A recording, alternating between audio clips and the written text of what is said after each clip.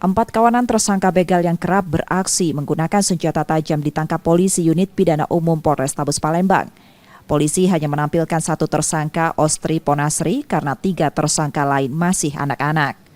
Menurut polisi, peran tersangka yang ini merupakan pelaku utama pembegalan karena ia yang memegang senjata tajam lalu menakuti korban.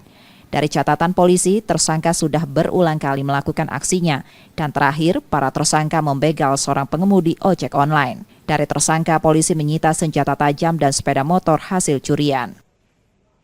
Akhirnya kita berhasil melakukan penangkapan di kos-kosan daripada pelaku kejahatan yang kita curigai. Saat ini kami masih menyisakan 1 DPO atas nama pelaku Akbar yang tentunya dalam waktu secepat mungkin identitas yang bersangkutan sudah kita lakukan pengumpulan dan segera kita melakukan pengejaran dan penangkapan. Polisi juga mengembalikan motor pada pemiliknya yang merupakan salah satu korban para tersangka. Sudah habis ngantar motor. Laku pakai apa? Laku pakai sebilah apa? Sebilah tadi sudah di sekolah. Kamu dicekatnya apa? Kamu